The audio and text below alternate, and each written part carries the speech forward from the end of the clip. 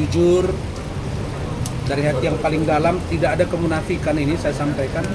Saya sedih dan prihatin. Dan itu dididik oleh ayah saya dan agama saya, bahwa orang yang sedang terkena musibah, apakah musibah itu karena teguran Allah atau apapun namanya, kita tetap mengucapkan rasa prihatin. Jadi orang selalu berkata bahwa hanya kepada orang yang meninggal disampaikan innalillahi wa inna ilaihi rajiun. Padahal tidak. Jadi saya menyatakan sedih, saya prihatin terhadap terjadinya penahanan kepada adik saya Nikita Mirzani Mawardi alias NM alias Nikmir.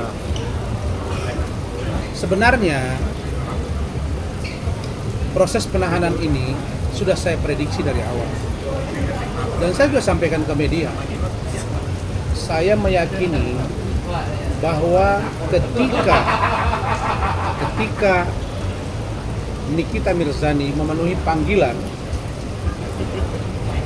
sebagai tersangka dan kemudian ditunda ke tanggal 3, maksudnya itu kemarin 3 Maret, dan ditunda lagi dengan alasan kurang sehat, saya sudah sampaikan ke keluarga dan tim bahwa keyakinan saya NM ditahan. Dan ternyata prediksi saya benar. Kemudian saya informasikan juga kepada teman-teman media bahwa saya tadi sudah komunikasi dengan penyidik laporan saya di Polres Metro Jakarta Selatan, dan kalau tidak besok paling lama Kamis, setelah NM Nikita Mirzani tidak menghadiri panggilan 2 kali guna dimintai keterangan dari laporan saya dugaan penganiayaan,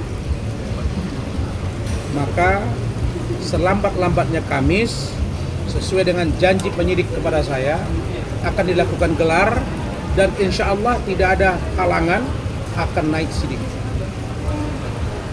Ya, saya memang slow, tapi saya meyakini bahwa penyidik profesional, dan hal ini sudah diatensi langsung oleh Pak Kapolres. Saya sudah bicara dengan Pak Kapolres melalui chat WA, Kapolres Metro Jakarta Selatan, dan beliau mengatensi, dan tidak ada halangan apapun dan tidak ada yang bisa mengintervensi apapun di kasus saya, bahwa setelah naik sidik insya Allah akan jadi tersangka. Pertanyaannya, apakah saya prihatin atau tidak, lalu kemudian saya mencabut laporan saya karena dia jadi ditahanan sekarang dengan hukuman yang menurut saya ancaman hukumannya sampai 20 tahun. Maka jawabnya, setelah berkoordinasi dengan keluarga dan anak-anak, maka saya tetap melanjutkan. Saya tetap melanjutkan agar ke depan tidak ada lagi orang yang dengan suka-suka menghina orang lain. Sama halnya misalnya kasus Dennis yang begitu kencang menyerang saya secara moral dan akhirnya jadi tersangka. Dan kasusnya bergulir. Meskipun di dalam hati saya yang paling dalam terhadap Dennis juga saya prihatin. Sama halnya dengan NM. Kalau NM benar hamil, seandainya benar hamil, maka kita akan sangat kasihan melihat dia ketika dia memelihara janinnya dalam kondisi yang sangat memprihatinkan di dalam tahanan. Maka menurut saya, jika ada ruang untuk NM memastikan kehamilan. Misalnya penyidik memberikan kesempatan buat NM untuk memeriksakan kandungannya. Dan kalau itu memang benar hamil, saya pikir harus ada pertimbangan khusus dari penyidik. Tetapi sekali lagi, ditahan atau tidak ditahan itu adalah subjektivitas penyidik. Contoh, kenapa seseorang ditahan? Satu, diduga akan melarikan diri. Yang kedua, diduga menghilangkan barang bukti. Yang ketiga, melakukan perbuatan yang sama. Kalau diduga bisa melarikan diri, menghilangkan barang bukti, mengulangi perbuatan, maka penyidik dapat menahan. Tetapi dalam kasus ini menurut saya, oleh karena NM sudah ditahan dan Mail, maka saya duga ada satu aktor yang saya duga Dr. O. Saya minta penyidik Polda Metro Jaya di Cyber untuk juga memeriksa Dr. O. Kalau saya tidak salah dengar, ada statement dari Zanzabela. Ada juga postingan dari adik saya Fitri. Dan ada juga pembicaraan antara Dr. O dengan Dr. GS RG. Dan ini saya sudah bilang dari awal, mereka ini adalah klien-klien saya dulunya. Dan saya tahu perilaku mereka. Dan ternyata sekarang senjata makan tulang. Jadi tidak adil rasanya kalau Dr. O tidak diperiksa. Kenapa? Karena Dr. O ini diduga, ini orang yang sangat pandai, ya, menyampaikan sesuatu, tetapi di hati dengan di bibir berbeda. Dan itu saya rasakan dengan keluarga. Nah, sekarang kita minta NM untuk jujur. Kita minta Mail untuk jujur. Agar kasus ini terbuka seterang-terangnya dan kelihatan siapa berbuat apa, siapa berlaku apa, dan siapa aktor intelektual atau intelektual dader. Berikutnya, saya juga berharap bahwa ada sebutan-sebutan terhadap dokter yang suka mereview. Saya kira ini satu mata rantai yang semuanya, dan kalau ternyata diduga mereka ini adalah kelompok penjahat yang melapor, diduga juga melakukan satu tindakan yang melanggar hukum ketika menjual produk. Begitu juga ada yang mereview, diduga juga karena ada pesanan sehingga dia mereview. Kemudian ada orang yang cuap-cuap di media, lalu ada transaksional di dalamnya. Maka seluruhnya ini harus diproses secara hukum. Jadi saya tidak tebang pilih di persoalan ini. Saya mau tidak satu pun produk kecantikan oleh klinik kecantikan manapun di Indonesia ini, kalau dia mengandung zat berbahaya, maka tidak ada ruang buat mereka untuk mencari kekayaan di persoalan ini. Perlu didalami juga, kenapa dokter RG mau melakukan transaksi sebanyak itu. Dia klien saya tahu dia. Ada apa dengan produk dia? Dan NM, kenapa seberani itu melakukannya? Siapa yang menyuruh? Begitu juga dengan dokter yang mereview. Nah, tetapi tentulah ini harus diurai. Diurai dari awal, dan sekarang kelihatan ada peran NM, ada peran Mail. Maka saya berharap Ini gerak cepat dan cari siapa yang berperan terhadap ini. Sehingga masyarakat melihat bahwa pelaku kejahatan atas nama kecantikan, kalau itu memang benar ada pelanggaran, usut, dan usut. Begitu. Oke. Bang, berarti memaafkan Niki juga nggak sih Bang setelah mendengar kabar kalau dia ditahan gitu Bang? Saya sudah mengatakan bahwa saya prihatin, artinya saya memaafkan. Tetapi proses hukum biarkan berjalan. Karena itu permintaan keluarga dan anak-anak saya. Kakak saya saja dari kampung dan abang saya itu semuanya menyatakan kegembiraannya, tapi saya tidak. Dan saya tenang. Kenapa? Karena menurut saya tentu ada sesuatu di balik tindakan dia ini. Merasa sedih juga Bang? Apakah dia mungkin tidak menemukan sosok suami yang menjadi pengayom hidup dia? Dan saya dari awal sudah katakan kepada kalian bahwa kalau Fadel melaporkan Loli, maka terbuka ruang buat Loli untuk mengungkap semuanya. Dan lewat kesempatan ini, anak saya Loli, Ananda Loli, coba terbuka. Ada apa sesungguhnya? Supaya Loli tidak punya jejak digital. Pernah berpacaran dengan Fadel, mengaku tidak melakukan sesuatu yang melanggar hukum, mengaku kepada Om Rasman dan Tante Ade, tapi pada akhirnya berbalik. Nah ini semuanya layak diperiksa. Sehingga saya katakan sekali lagi, hukumlah seseorang itu karena perbuatannya. Fakta sun potensi orang verbis. Ribuan kata-kata, banyaknya kata-kata untuk menuduh seseorang akan terpatahkan oleh satu perbuatan atau tindakan. Jadi jawabnya, saya maafkan dan saya